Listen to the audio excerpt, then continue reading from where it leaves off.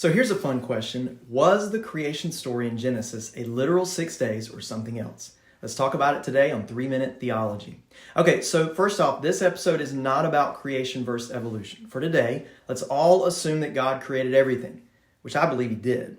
We have the Genesis account in the Bible, which provides us with a narrative in which God creates everything out of nothing in 6 days, then rested on the seventh. Now, there are a few different views within Christianity. We have the literal view, in which people believe that God created everything over 6 literal 24-hour days. Then we have the day-age view, where each day represents an unspecified period of time, possibly spanning thousands or even millions of years.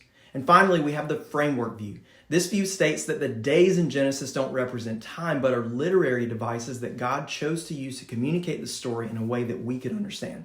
So how do we get these views?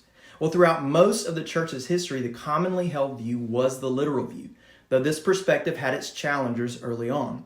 However, since the progression of modern science, this viewpoint has been increasingly debated. This is because the literal view typically requires a view that the universe isn't that old, in contrast to modern science, which claims that the universe is billions of years old.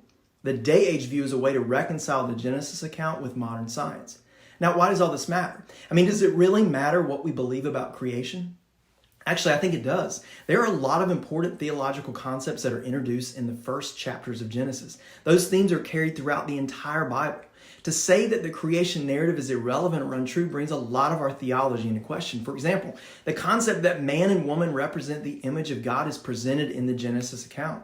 In addition, the Genesis narrative sets up humanity's need for a Savior. So, if we just look at the biblical text, which view is the strongest and most likely?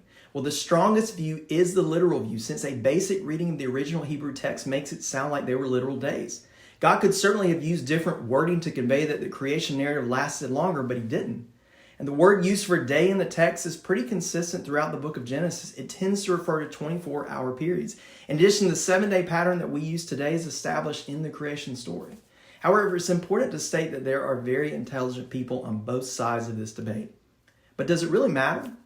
Look, I don't think our view on creation is a deal breaker in our walk with God. However, I do think it raises important questions about picking and choosing things to believe or not believe in the Bible. Do we believe the Bible is inspired by God or not? My 2 cents, I don't think God is trying to deceive us, and I also don't think creation and science have to be at odds over this issue. Could it be possible that God, who exists outside the bounds of time, could have simply created a mature universe in 6 days? He certainly created a mature Adam and Eve. He wasn't sitting around waiting for them to grow to adulthood. He made them as adults.